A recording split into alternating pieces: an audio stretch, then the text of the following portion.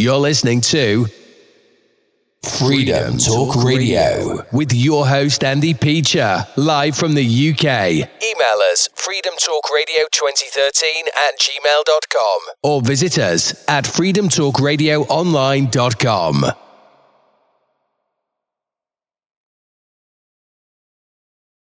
But this one in particular, because I called him my brother many years ago, and he still is in a way. We all lead our own different lives, but I think good people are your brother, good women are your sisters. So yeah, Sandy Smith, Quarriers survivor, got a lovely wife called Jayne, and they've been through hell as young kids, and probably now with their own personal issues and health. But they're still here. They're fighting like mad. Hey, Sandy, you're still here. You're not going to leave us just yet. Yeah, we're always here, and we'll always be brothers. Mark my word on that one. That's silent. Yeah, we've come through hell, Jayne and I, in my lives, but we're still here. We're still fighting on, continuing our fight, and we'll continue to do that till our dying day. I don't know if I'm lost. Yeah, we put a picture up of you, Sandy, because for whatever reason, your screen's not coming on. So, yeah, so you had an event recently then, I believe it was a poor turnout, which is sad, really, because you was remembering the children at Quarriers that were in the graveyard. Jayne and I, we met when we were, our story, we met when we were 5 in Quarriers Orphan Homes, Bridge of Weir. At the age of 14, Jayne went, nobody knew. I tried to find her, couldn't find her. And it was 48 years later, we met again. And we fell in love again. And then we went back to Quarriers and we were walking. We went back to remember the good times. And when we went into the graveyard at Quarriers, we noticed the headstones were missing. So, So we tried to find out. There were a woman there, and I'll mention her name, Alice Harper. She was a chief executive officer at the time. And oh my God, had we a battle in our hand. But when we went round, we met up again, we were going round Quarriers. This is when I found out Jayne had been abused. She found out I'd been abused. And then that day we met 2 sisters. And one of them, that was a cottage I had been in after my time. She had been in the cottage. The man that abused me abused her. She now lives over in Australia. But after we come home, we started, Jayne and I, about, I wonder how many other kids. So we started up, it was first Quarriers Warriors, what was it? I can't remember the name. But then we changed it. Now we go by the name of Quarriers Warriors, Adult Survivors of Abuse and Care. Adult Childhood Survivors of so we've got the name sorted out. And we've got a Facebook site set up, and it wasn't long. And we've got one site, I think there's nearly 1,000 people on it. But the other site, there's about 6,500, 7,500, something like that. But there's a lot of followers. We've got a mass following here. And we're happy about that. But anyway, our very first battle was to get Quarriers to admit they knew we were being abused and care and give us an apology. That is something in itself. We knew that before long that we had 184 of us, plus friends, family, all supporting. And we knew if we kept our link tight, we could possibly get something done. So we were bombarding Quarriers with plenty of people helping us, bombarding them, giving them the justice. So just at the onset of the Scottish Child Abuse Inquiry, Jayne and I were there, and I walked in, and I sat down, ladies was up, and it was Quarriers, Bernardo's and Aberlour. That was the three that was getting done. And of course it starts, and there's 3 television screens, and I'm watching them. I swear, this is no lies. There were a woman, I could see her, and she's too busy, and she's got a wee mirror in front of her, brushing her hair, and then putting on makeup and lipstick and stuff. Now, this is lawyers for these orphanages supposed to be taking notes and hearing what's happening. Then the next thing I seen this guy, and he's got the phone out, but he's playing a game. And that's when I goes to Jane, this is a bloody farce. And I spoke, I come out and I goes, this is a bloody farce in there. So they sort of stopped and looked at us. So I goes to Jane, I need to get out here. I knew I would get lifted if I could. So I went outside and I was out there for a while. Jane stayed inside with another girl who we know for another support group. I was outside, there were a wee vigil going on at the time outside with other orphanages there, and we were all talking away and blah, blah, blah. 1 o'clock gun went off, they had a minute's silence, and this piper started playing Highland Cathedral. And just after the piper finished that, this girl, she tapped me on the shoulder, she goes, Sandy, brilliant news. I goes, what's that? She goes, you've won your battle. Quarriers has admitted the new children were being abused, and they've gave an apology through their lawyers. Oh, God. And this Jane was out by this time, and we're hugging each other. We've done this. And it was something else. And we're shedding, the tears were rolling down our face. At night, we were on the television, he was talking about this. But the next thing was, we were talking about the child abuse inquiry, and they showed the footage, and it was Jane and I standing there crying. And oh my God, we've made the telly. And after that, the Quarriers Warriors just took off. We're massive. We've got so many we don't know. But we've got a brilliant following, brilliant respect for everybody it does, and they've got that for us. Then the next thing was the kids' headstones. Now, the woman that was in charge, Alice Harper, the Chief Executive Officer, when we met her, yes, we will get the headstones put back. Then the next thing at the next meeting, no, there were never any children's headstones in there. We goes, yes, they were. She goes, well, I'm telling you they weren't. I goes, I'm telling you they were. So she started and she's waving her hands at us and she's going, come on, bring me proof, show me proof, get me proof. She goes, anyway, who's going to believe orphan children? Well, that was lighting the fuse to me. I went, how dare you say that to us? So she told us, get out of my office. So we went away out and I went, you bitch, because I'm going to. So it took us a long while, put it that way, and we were very near giving up. We're never going to get this proof. We're never going to get it. And we were down at Jane's sister's one Sunday for a meal, and the subject came up, and I mentioned about this. So Jane's sister Wilma, she goes, I can give you proof. I goes, how's that? She goes, I've got a video of Quarriers. She goes, it goes away back. She goes, it shows, Jane and herself and their brother, and along with myself, Okay, so I got it. She goes, it shows the graveyard. So we got that. Sure enough, it showed the graveyard with these children. There's 338 children laid to rest in there. They had it down at 335. That's how in some articles, when you read about this, I'll come up 335 children. But there were actually 338 that as we done a survey, but we found out, and we had people coming forward. My thing was buried in there. So we knew there were extra children. We got all their name. We went to Quarriers with that. And again, this Alice Harper, we showed her the video. And I swear to God, Jane said, as my witness, she goes, how dare you bring that in here?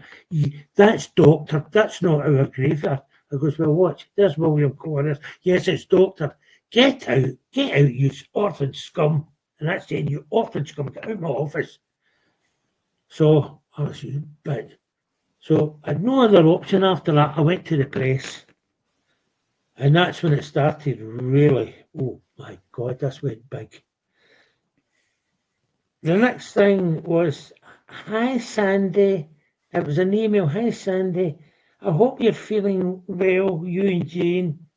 And it was lovely to meet you, blah, blah, blah, which was a lie. And she knew that. She goes, what it is to see if you could stop getting people to email us. We can't, well, internet's going down with the amount of emails that was coming in here. This is true. So I told her, I goes, no. I goes, I'm not stopping it. I goes, you brought this on yourself.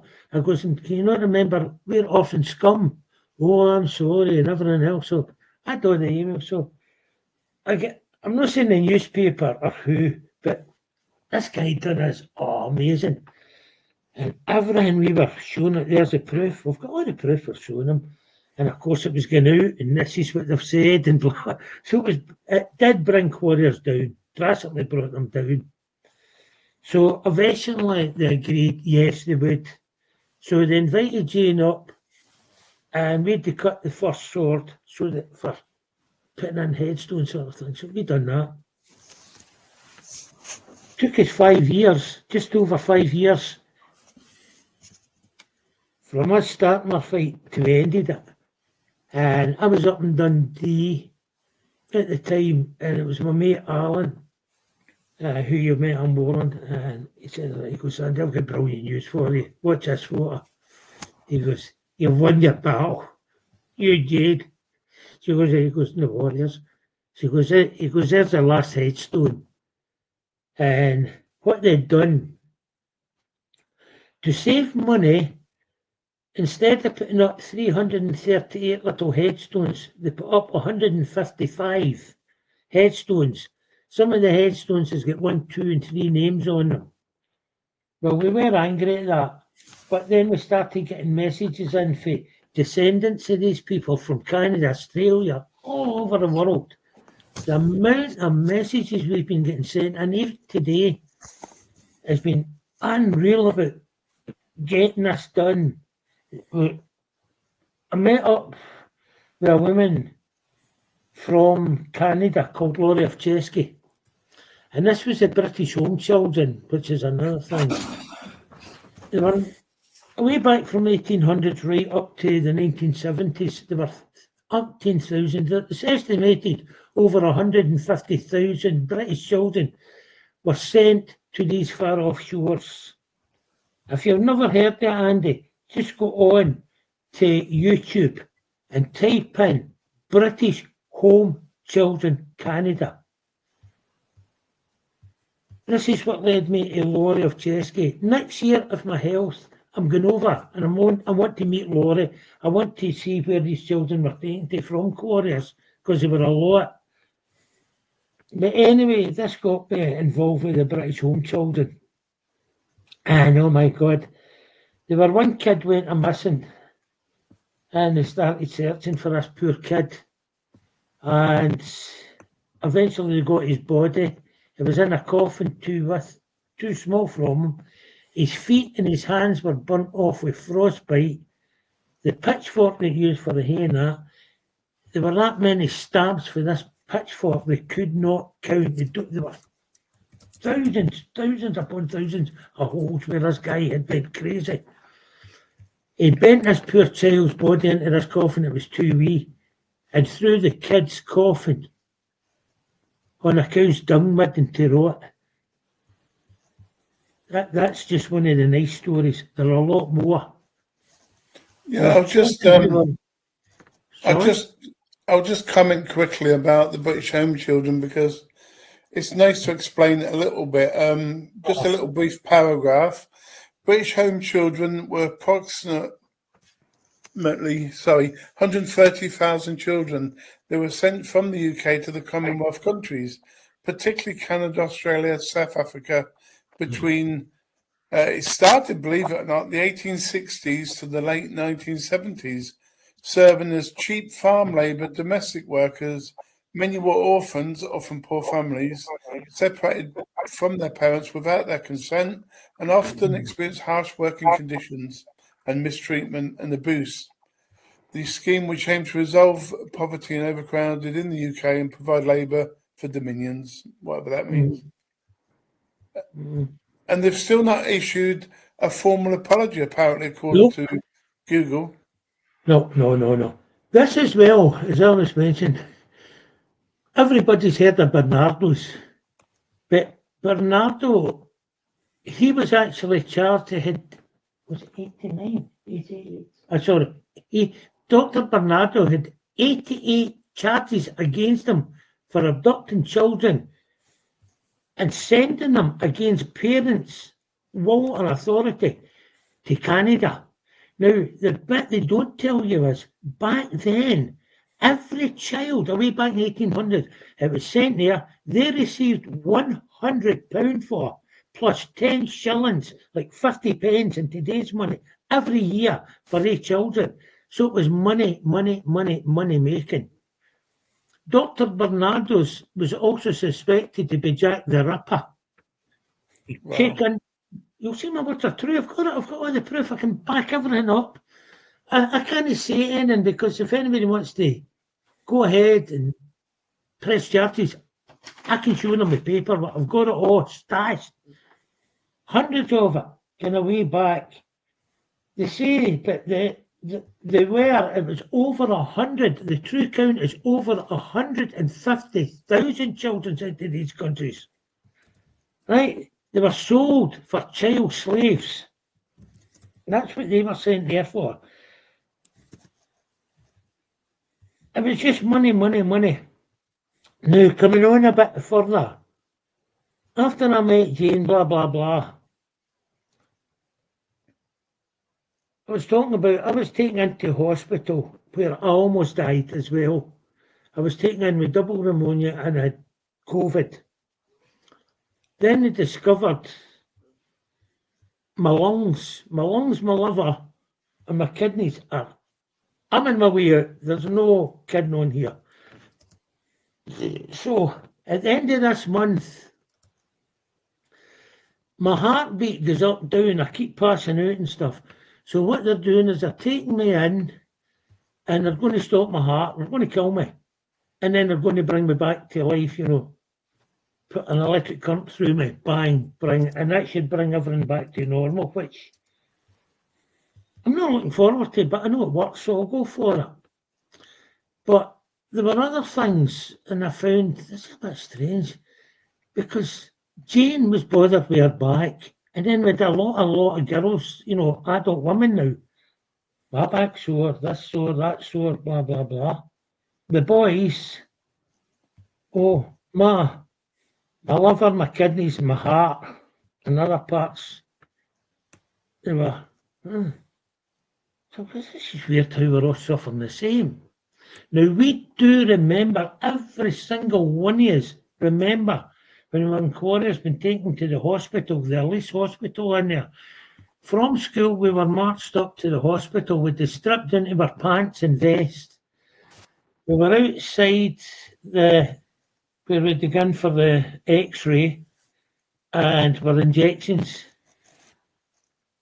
And there were two nurses, one at each side, and we'd put our hand in and grab out sweets. I remember a lot of times it was licorice comfort sweets. And we'd be we'd be holding our vest out. Put more in, put more. God, we were in our element. Because we never got sweets in Quarriers. And there's other stories I can tell about that. And whatnot. But we know that we were injected. So this got me on what's in our systems. Now, I remember being strapped to a bed. I got a wee bit emotional here, I'm sorry for it. But there's a guy who was my best mate in Quarriers.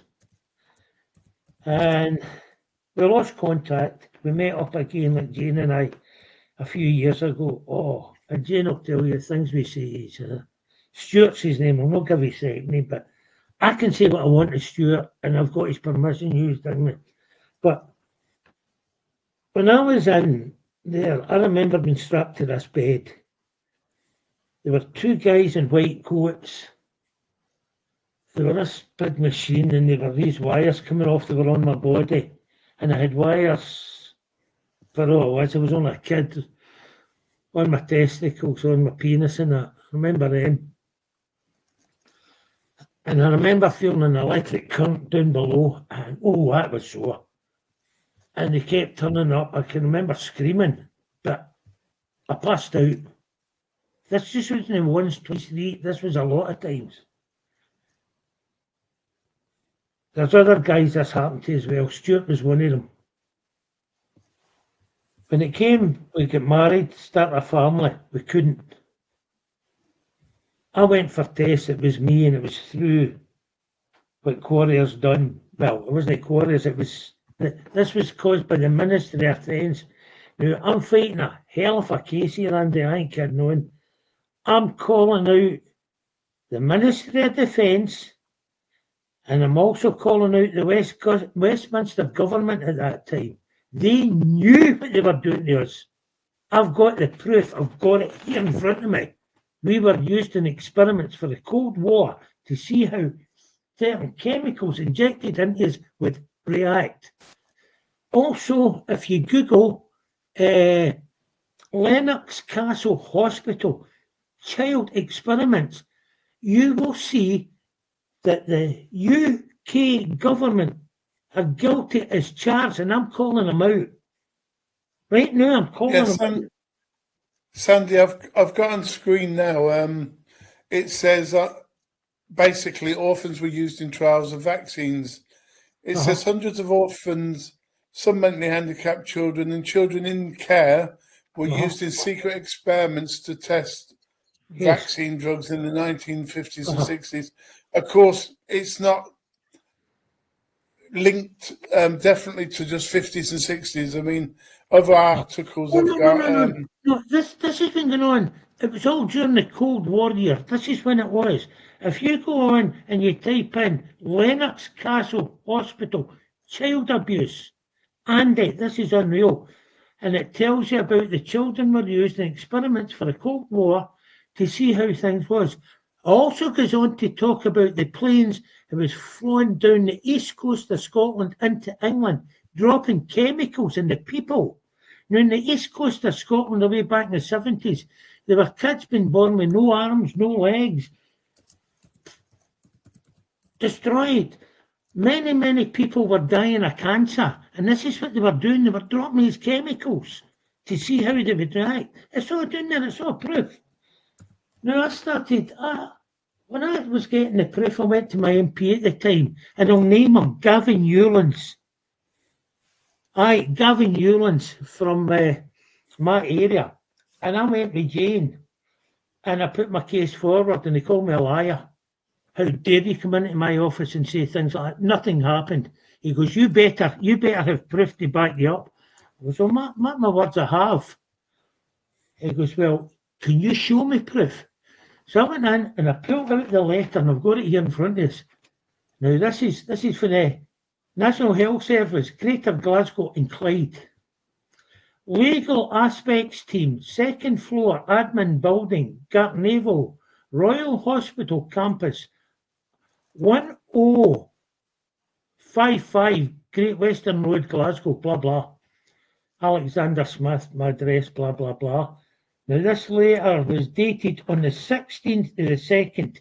This was away back in 2023, I get this letter. Dear Mr. Smith, re-subject access request under the General Data Protection Regulation. Thank you. Thank you for your inquiry regarding access to your health records held by the National Health Service, Greater Glasgow and Clyde. I regret to inform you that the records you have requested have been destroyed in line with the Scottish Government guidance on the retention period for health records. Right? Now, I had put this up earlier, and we know they come out with rules to cover their arses, because just like the Scottish child abuse has went into millions and millions of pounds, this could wipe out governments, what I've got in my hand. Now, I showed Gavin Newlands that letter, and he read it, and he went, I'm keeping that. So I grabbed it out of his hand, I went, no, that's mine. And he went, you better give me that. And that's, Jane said, as my message, he goes, you better give me that. I went, no. He goes, well, I want a copy. So I gave him a copy. He told us, he goes, I'll be back. He goes, you better be back in touch with you. He goes, by the end of the week. Now, as I stated, this letter was dated on the 16th of the 2nd, 2023. Now, I don't know how many days are in or years are in his week, but that was in 2023. We are still waiting on him getting back to us. He resigned. He resigned because he was caught out. He had no other option to resign. So we know what it's for. But the government will still not respond. Give us an honest answer. Why? You know, because you can't just destroy somebody's medical records. Our medical records are supposed to stay with us to 10 years after our death. So why is it with children who were in care, all, not just in Scotland, all over the UK, Scotland, England, Ireland, Wales, why were their records destroyed? Sandy, medical records, I'll come to that in a minute, medical records, but basically the Lennoxtown Hospital that you're talking about is on screen now. It was written by Ben Borland, and children, well, adults now, but children of the past came forward to the inquiry to mention this. And at the end, Ben says this will probably remain, hidden for years to come. Anyway, medical records. We had the same problem, but Joanne, as you know, she's now, I don't know, I've forgotten what age, 57 probably, just at the top of now, 56, 57. She was in, obviously, Nazareth House in the early 70s, and she managed to get her records up until the age of 1, and this was only like 3 years ago. But guess what? You can't make it up, and you probably could guess if I wasn't putting you on the spot. The records at the time when she was sexually abused in care, that particular period was gone, but the rest of the notes from age 1 was available, and we've got copies of them. Well, so it's not true what they've told you about. On the subject access, you allowed your records right back to 0. I can't say too much here because there's a big case going on. That's all I can say, and it'll all come out there. But I have got the proof. Quarriers did and was involved in what do you call it with you? And you're sending kids out there. What's the word I'm looking for? Oh, when Jane was a child, right, I'll put it. And I've got it on, it came through, and it shouldn't, these are part of their medical records shouldn't have went to her. And they're wondering how the hell did Jane get these, but they were sent through. And it states that this family, they were looking for a young girl, but this young girl had to be between the ages of 5 and 7, must, and mistake, must have blonde hair. Must be between the ages of 5 and 7. All right? So, if you would go to an orphanage to take a child out, you wouldn't care. You'd be happy any. Why ask for a specific type? That's designer children. But they gave money to the people. But these people had to pay money to take Jane. You know, they had to pay money to take Jane out. So why had they pay money to take a child out? You know, Jane remembers as well being sent to places. She wakes up many nights dreaming about a four-poster bed. She still does that. This four-poster bed. She still sees this farm in what do you call it? Next summer. Bridge of Allen. Jane still, Bridge of Allen out to Stirling. Jane still sees this farm out there being taken there. She still wakes up, this four-poster bed. Whatever happened, we don't know. But she is screaming the place down. Screaming it down. We've also got the proof when Jane went into Quarriers orphan homes. The only thing Jane had with her was she had 2 webbed fingers, nothing more, nothing less. Now you've seen the state Quarriers had their fingers all handy. You've seen that. Many people has. Why did they do that? No one can give an answer, and there's no records to say why. All we know was they were trying to make Jane a perfect child so that she could visit people. So what did this, a perfect child to visit people, mean? Was this to be pimped out to make money? We know she was. Jane knows she was. But the proof, that's all going out like everything else. There's many adults still fighting to try and get their records from Quarriers. Many children are still trying to prove they were in orphanages. The Quarriers had lost all my records. And there were a hunters group up here had a fallout with one of my friends. And they tried to make out I was a dirty lying scum and everything else. I was only after money. I remember the first time I met you and you put me on the stage. I'll never forget that. I can't thank you enough because you were my turning point to who I am today. And I ain't kidding on here, and I mean that from my heart. I Christ with the fallout, that's in the past. We're back together. We were something in the day. That was amazing. Something will stick with me. Stick with me for the rest of my life. But it's just, I begin to get upset and stuff. You know, really upset. I still wake up at nights in it as well. Jane will tell you screaming. It'll never go away. It never goes away. But I know that personally. You didn't even have to tell me that. I know because obviously I'm married to a survivor. Oh, it's true. You know, well, I've got Jane, she's got me. You know, this is where I'm lucky. You know, I wrote a poem called, and they say I'm one of the lucky ones, and it goes on to tell about the abuse. You know, I had a mother and father, but I couldn't tell my mum and dad. My mother and father went to their graves. My sister and my brothers all went to their grave.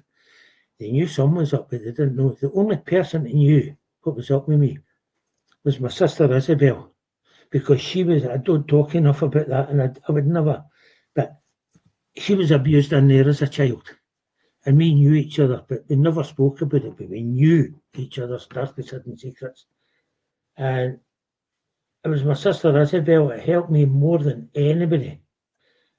When I was 16, I left the family home. I went to stay with her.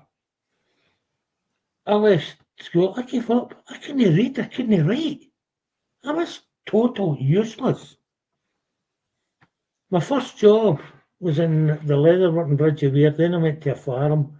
And this is all within a year. Then I had to become a joiner. I was forced into that. And that was in Kilmacombe. And this farm in Kilmacombe, my God, if it was today, I'd have been mega rich. I could have sued them for the things. You had a timesheet to fill in about the work, and I couldn't spell, as I said. I tried to fill it at best.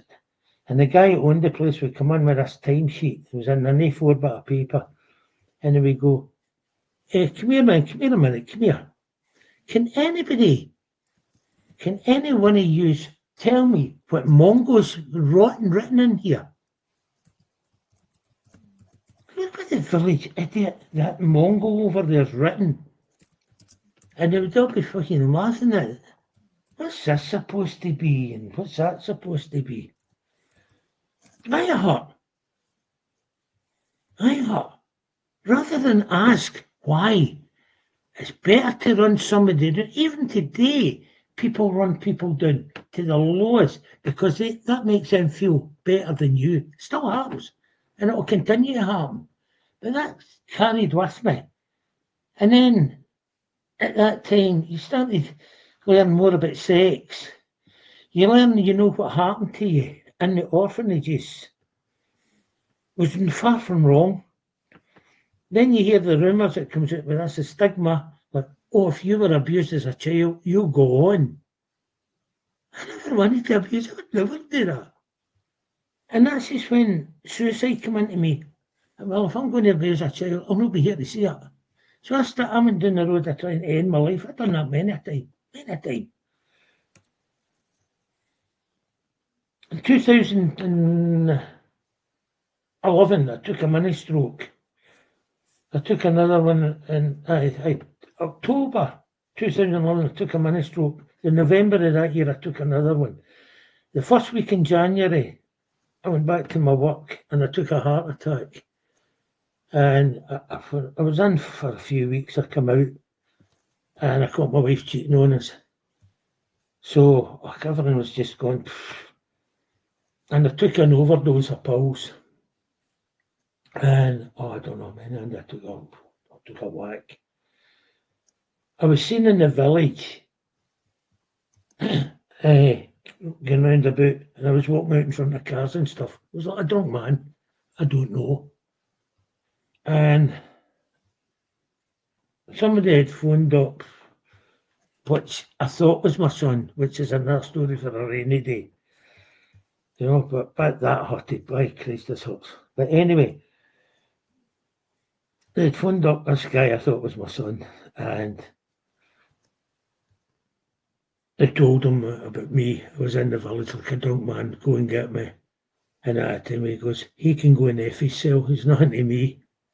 He's not my father. I don't know why folk are saying that. But there were things that happened I don't want to talk about. I've wrote my book, because I learned to read and write through my sister Isabel. She helped me so much. So much. And through time I decided, right, it's time to come out right. So I wrote my book and I named it The Hidden Secrets of the Warrior Behind the Stone Walls. The money I don't want, I use it to help causes that I believe in. The graveyard at Quarriers, we've got in tubs. The embankment in the place, I filled it with daffodils, all money that I got off the book and stuff. As you go into the graveyard at Quarriers, there's 2 tubs. And the first 2 is for Rhys Bonner, who was murdered in Glasgow. His family are very good friends of ours. And the other one is for Darren Savoury, 19, that was Jane's son. And he committed suicide, Darren. I'll go at that, because when you both guys love children, and what better a respect could be paid to the guys than having them at the gates of the entrance to be the guardians of the children in there. Then there's another tub that's for my brothers that died and stuff. Then there's another 2 tubs, one's for the children sent to Canada, the other one's for the kids sent to Australia. And that's what the money's mainly used for that I get. They were one of our Quarrier sisters, it was a daughter, it was a granddaughter, telling a lie. She had a child and the child died and the mother hadn't the money, so that paid for the funeral, paid for the headstone, everything else that goes with it. That's what I use my money for. Help. I don't want money. I need money to get by, yeah, but I'm happy with what I've got. And I remember when I met you, he turned and goes to us one day and he goes, if you were offered £1 million right now and walk away from all this, would you do it? And I gave you my word, Andy, you've got my word, I would never do that. And I would never would. Money can never, ever replace what we went through or cure us. It cannot. The only person that can cure us is ourselves. But to cure ourselves, we need We really need good people beside us. You've got a good woman beside you. I've got a good woman beside me.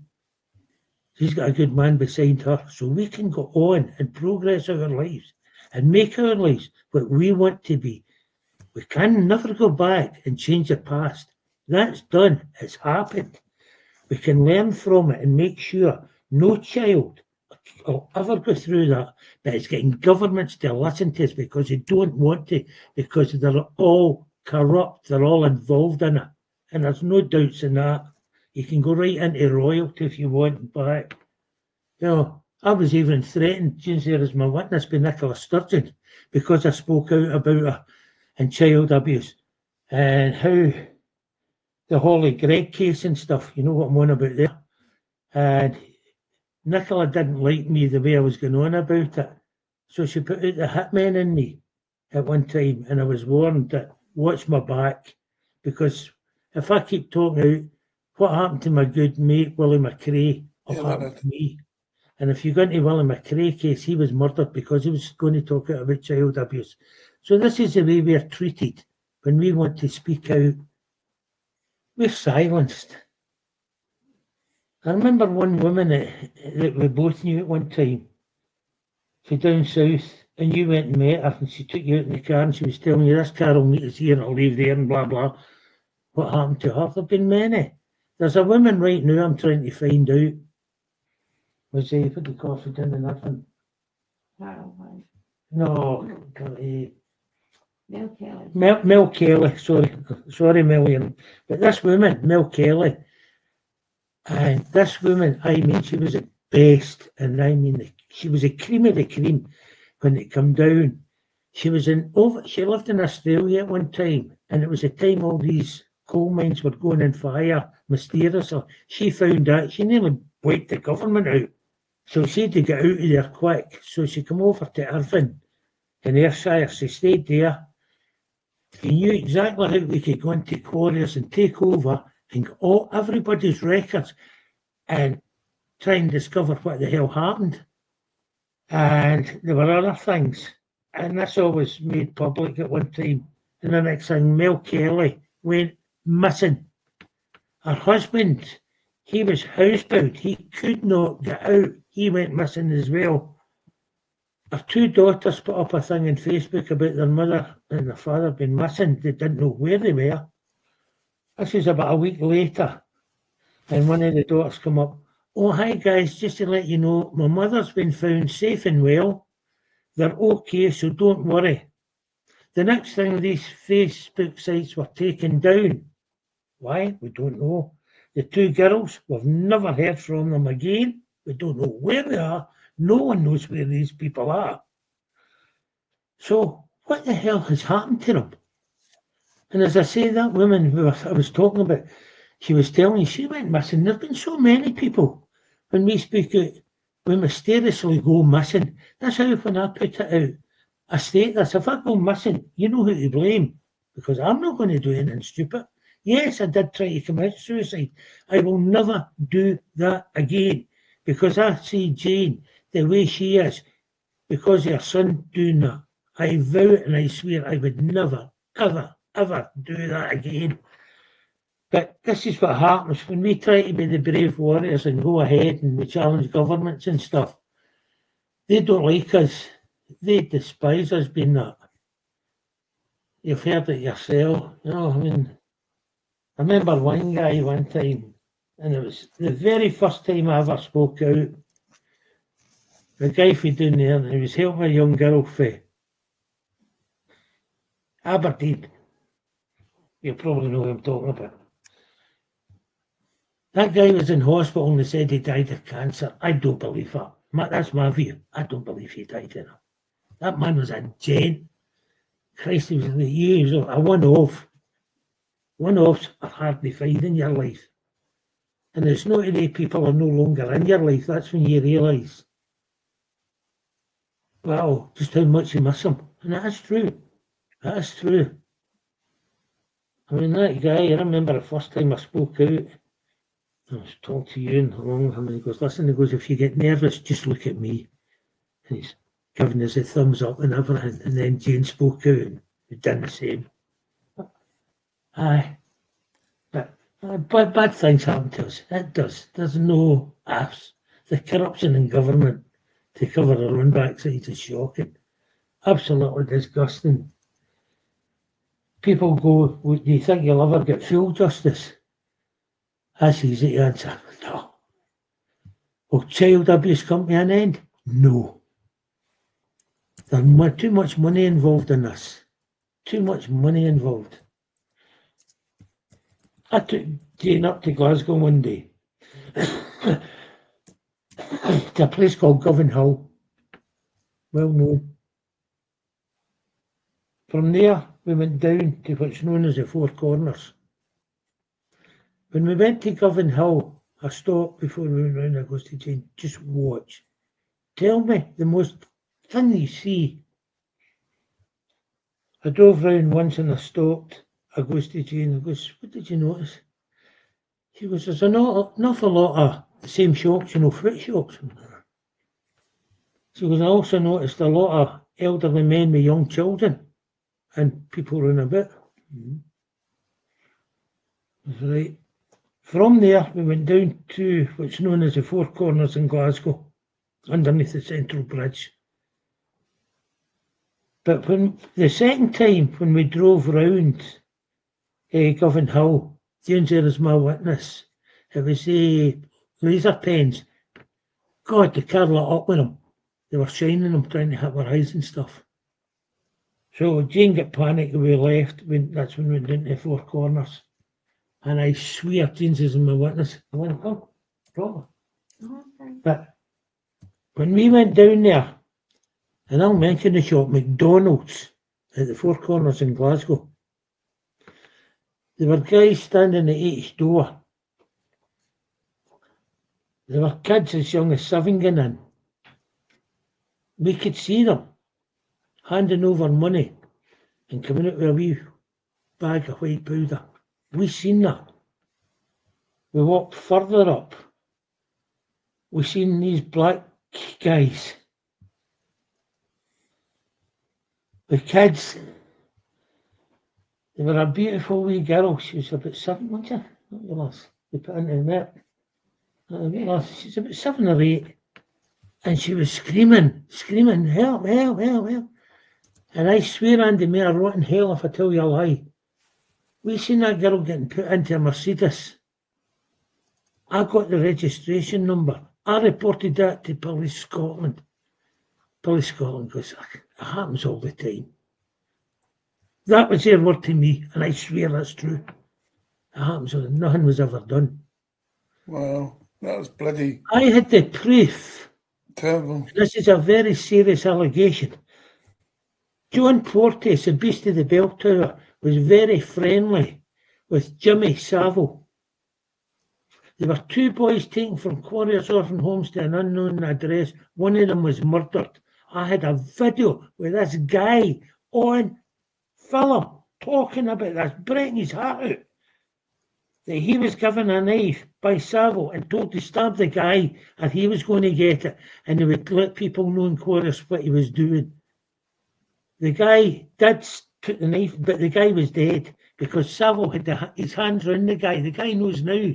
He goes, Savile had his hands around this guy's neck, raping him. He goes, you could hear this kid gasping, trying to draw breath into him. That bastard, sorry for my language, but Savile murdered this guy. That beast of the bell tower knew about that. I gave that the only video proof I had to Police Scotland, and that went missing. And they had the bloody cheek to tell me, no, you never give us anything like that. And that is true.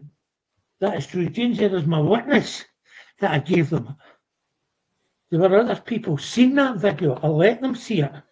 They know my words are true. But any time when it comes into things like this, it's all covered up. Completely covered up.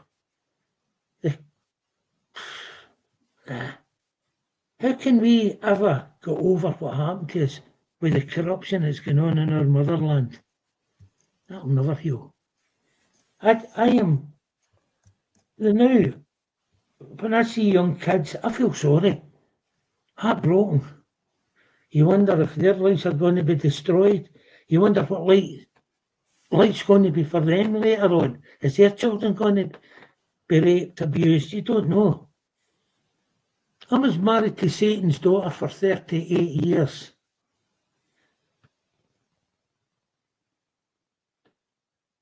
I thought I had a son. I honestly thought I had a son. But he wrote and told me that I'm not his father. That by Christ, that hurts. But this same guy, I'll tell you the full story some other time. But he did me so wrong when I was in hospital. He robbed me blind, took everything off us, told many lies about us. But that hurts. I've got 2 grandkids I've never seen. My grandson, he'll be 15 now. He'll be 15. In 2012, he was 2 years. He was 2. That was the last time I seen him. I dared him. But he went on to have a daughter. So I've got a granddaughter, I think. But this guy I thought was my son, he told me, no, I'm not. I knew his mother was cheating on us. So I don't know whether it was done over rage or whether his word's true, I don't know. But he went on to tell people that his father was dead.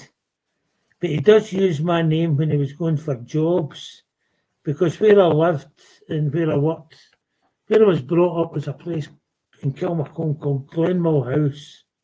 There's a big, massive estate in Kilmacombe. I lived in the cottage. Well, my father lived there first. And he worked there for a number of years. But when the present owners bought over, I was at the game. Well, they'd sold everything I had, so I couldn't. But he went back to this house and he pressed the bell and he says to the woman in the house, he goes, hi there, blah, blah, my name's. He goes, what is? He goes, I hear you're looking for a gardener. He goes, well, you'll not get any better than me. He goes, I'm fully qualified, which he was. He goes, and my grandfather worked here. And then after my grandfather's death, he goes, my father took over. Then after the death of my father, I took over. He's got a website up and running advertising his business, and he states that this house called Glenmill has had the same family working there for over 40 years. There's been 3 new owners. 3 families owned the house. That's a lie. There were 4 families owned the house. So he's a wee bit out. Maybe if he hears this, he'll correct that one. But he told that woman as well that I was dead. Now I went when I wrote my first book there. See, you've got up. When I wrote that, I went back to get photographs. And when I went and I told the woman who I was, this woman was in a bloody shock. And oh my God, she goes, are you such and such? I'm going to give his name. I goes, she goes, oh my God, he came here and told me you were dead. She goes, I can't believe this. He's never been back to that house since because he found out that I had been there and he's never went back. He can't face a woman face to face because he's lies. You know, but I was in the graveyard at Quarriers with Jane one day. I was doing the tubs up. This woman come walking in and she just looked. Andy, you went out and scream. And I was like, oh my God, honestly, I got afraid of my life. So, are you okay? She goes, oh, shoo, Sandy, shoo. She goes, my son had told her I was dead. And I find that a horrible thing. That's a nice photo there. The stories to that. Oh, you can't see it, no, you can't. The sword I had in that was actually a replica made by the same man. See the film Braveheart? The man it made the sword for Mel Gibson, the film Braveheart, made me a replica. I've got it up my wall. And my next book, I'm on my horse Trojan. Well, look apart, my sword and all that. But my other book, I'm hoping I've got it out for Christmas. I'm hoping to get it out for that. And that's called No More Hidden Secrets. No More Hidden Secrets for the Warrior on the Other Side of the Stone Walls. This is me now telling about how after I left Quarriers, I turned to drugs and drink. That's never spoke about before. Things you've never heard before, and I'm going to tell about that. And then how I went into the music life and who I played with and what I'd done and stuff, and made no bad, and then ended up downhill again.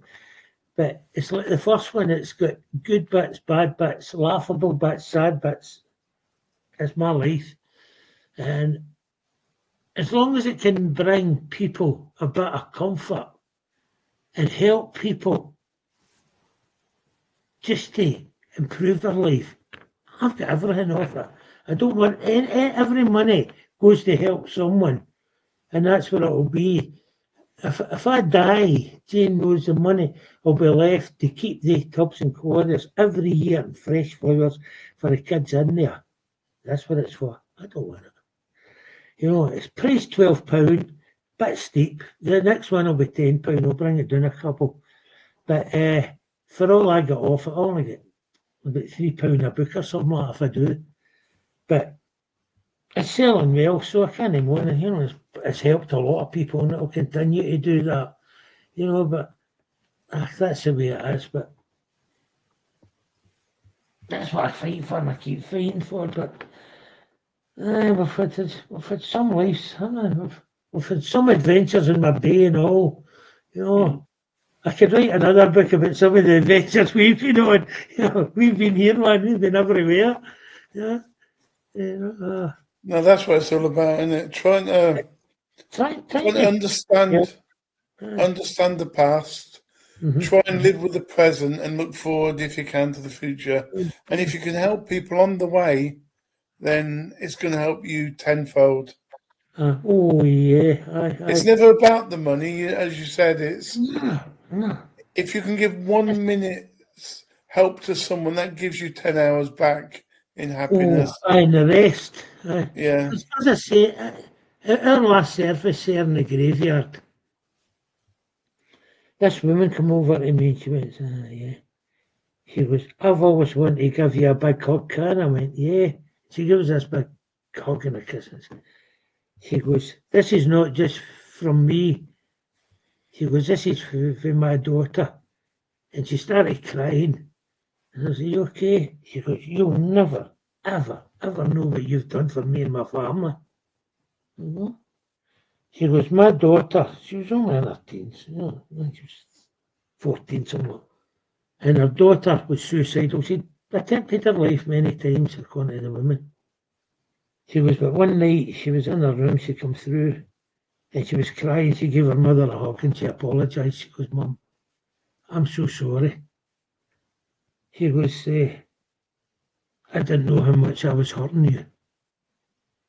She goes, but I give you my word, I will never again attempt suicide. She goes, and she never has. She goes, and that's all through you. She started listening to you and found the light at the end of the tunnel. That's it. That's my payback. That is my payback. I remember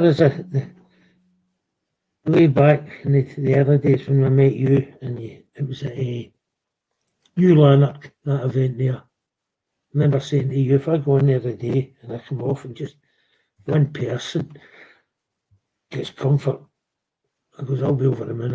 I'll go home happy. And I was frightened, I can't say, and I went up. And after I come off, I come into the hall, and outside I shed tears. I come back in, the first person I met was Brian Clear. And Brian was in a bad way then. And Brian went on, to me, Brian became an amazing warrior, fighting, really good. And then there was another girl from down Ayrshire, her father was a police guy. and he raped her as a child. And then the girl went on to get married. She had a daughter, I think she was 13, and he was trying, to seduce her. And the daughter, she told him, she goes, I'm going to report you.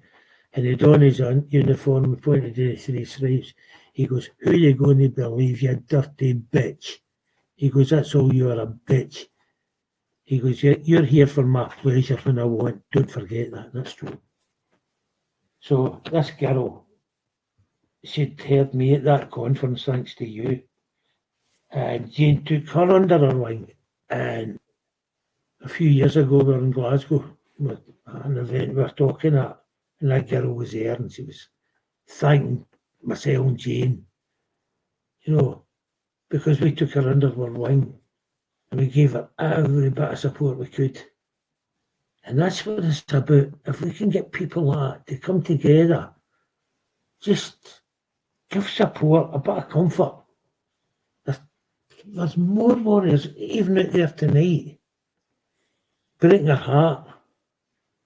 I've got a great, since I was a kid in Quarriers, I met Stuart, who I spoke about earlier. Stuart was an amazing guy, brilliant warrior. But when we met again, just a few years back there, Stuart was in a hell of a place. His family was all concerned. Stuart was suicidal, and they were all worried. They thought Stuart would go on to do this. And just with the support, I took Stuart under my wing. And he still says that. And they come on. Hey, when he comes in, how you doing, Stuart? I'm doing great. You okay? Aye. He goes, and every time, he goes, do you know, Sandy, I don't give an F and he'll come out with it. He goes, I feel great. He goes, it's the best thing I've ever done is just to come out and speak about what happened to me. He goes, I never thought. He goes, I've told my daughters, I've told my family, my brothers, my sisters, they all know. They all know. But what they didn't know was he had brothers and sisters as well in Quarriers, and they were all abused. And yeah. I've just been reading the article of I didn't know this, about the house mother, Anne Whitty, that was sentenced last year. Aye.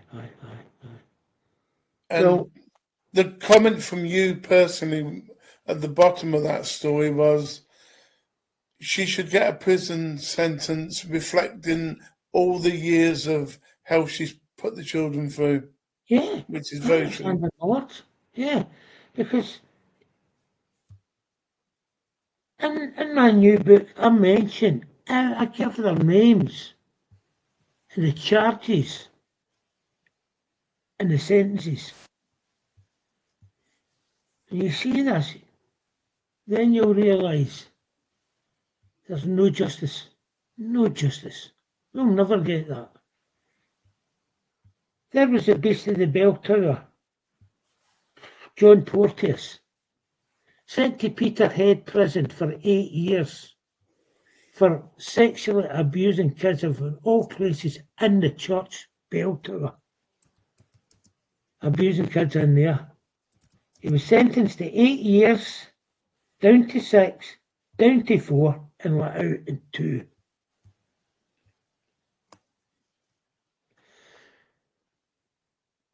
The kids he abused tried for legal aid to fight the case and were denied. The abuser, John Porteous, applied for it and was awarded £50,000 in legal aid. That's true. You can check it out.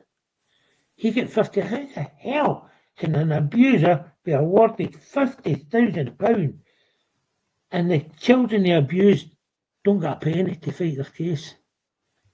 It shows you the justice we have in Scotland. And it's true. The beast of the bell tower. Yeah. Because he was even friend. If you go right, I can go right into this and I can name and shame a lot. And I will, because I'm not frightened anymore. I was frightened at one time. But if you go right into this and you look and see and follow this line. You had Porteous, the beast of the bell tower, friendly with Jimmy Savile, who was connected to the, what do you call him, so-and-so, who murdered all the kids in the school at the Dunblane massacre, who killed them. All tallied. And then you go further, it goes into royalty. Your Prince, well, your King Charles now, your Duke of Edinburgh, it goes into them all. But oh no, you can't say that, you disgusting person. How dare you say that? We're run down to the lowest. We're locked up. Probably a night because I've said I'll have the police chatting in my door. I don't give a damn. Because let them, because I know for a fact there'll be plenty people all over Facebook. There'll be plenty of people standing outside the jail shouting on us. They'll probably hold me in for about 12 hours. They've done that for. They hold you in for roughly about 12 hours. And then no charge. On you go. Well, if you've not got money home, well, you'll need to walk, won't you? You can't even tweet these days or Facebook post. Oh, it's true. I mean, that's another state where country's in. Fly a Union Jack. That's a crime. I mean, that's, wow, that's unbelievable. Unbelievable. Yeah. You get people on with that Tommy Robertson, it's just like a way back when I was a kid. It was that Enoch Powell, and he was the same, about the immigrants coming into the country. And it's true. I'm not racist. I'm far from it. I've got friends of all religions. I've got them in my family as well. So I'm not racist. Far from it. But when they start abusing the system and raping our children and stuff, then I do get involved. That's what I mean. Yeah, I've got a very good guest coming on Thursday. Never met him, but he talks very honestly and openly about this problem. I think he's a friend of Tommy Robinson's too. I've got nothing. I've got nothing wrong with Tommy Robinson. I've got nothing wrong with immigrants, as long as they're the legal ones that asked to come in. Then they come in, then they do the job, then they leave, and they enjoy our country. I don't mind that. I mean, there's plenty of people. It's the boat people, isn't it? They're coming in. They're no checked.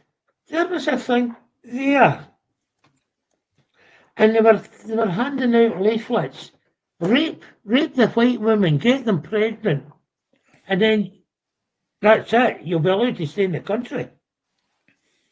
For fuck's sake, this is true. This is happening. Because we speak out, you get governments. How dare you? He is racist. Get him locked up. And that's the way it goes. I don't know if you've seen the video. I've seen the full video there. With that Keir Starmer, there's a wee photograph of him. But there's a video going about, that's shocking with him. And he's talking about, they're talking about World War III, with Russia and all that. And we need to do this, we need to do that. Hold on a minute. And he's got, I think it's a £10 note he's got rolled in it. Snorting. He hasn't got a clue, that guy. Snorting cocaine, that's true. I'd rather have Nicola Sturgeon back than have Keir Starmer. Oh God, we've gone from bad to worse. The stories about that Scottish government, I can tell, all true. I've been there, done that, seen it.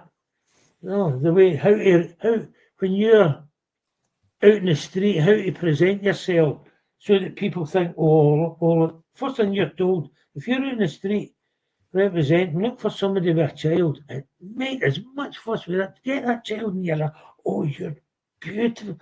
Look at you. Oh, your child's lovely. Oh, have you any more, Andy? Have you any more children? Oh, what a beautiful girl. Oh, blah, blah, blah. Right. And then, see if your dad and mum votes for the SNP, you're going to have a lovely life. And then you give the kid back and go, take it back. I don't want that. They're not interested in your kid. It's them. I told Jayne about one time as well. Ask him a question, stump him. We don't want, and at the time it was about all this with the fishing, all these boats coming into our country, and they were looking for votes at that time. And the SNP were out in the street, and I says to Jane, I goes, ask them about the fishing. You know, what's going to happen if they get in and they're going to stop all these foreign boats coming in and taking their fish? I goes, I'll tell you, I bet you the guy you ask, I'll turn around and go, well, just a minute, I've got to go. He'll answer it, and then this guy will come on and go, well, I'm not really specialised in that, I don't know. And he'll start talking about a load of shit you don't want to hear. So, didn't it? It worked. Changing him, what does it work? This guy says, you know, what about our fish? What do you mean? He goes, well, all these boats is coming and taking all the fish and blah, blah. We're not allowed to. Just a minute, I've got away. I will come back and see you. Well, here's my colleague, he'll talk to you. So this guy comes up, yes, what you talk? Well, I say, I don't know nothing about, so I can't really comment. And then he'll go on about housing or whatever. Yes, but what do you think of the housing in this area? No, I don't want to know about that. You know, I don't know. And you're taught to do this. It's a wee yard, you know, how to get yourself out of a situation. You know, it works. I've been there, done that. I know how it works. But still, life goes on, and so do we. You know, you can't keep us down.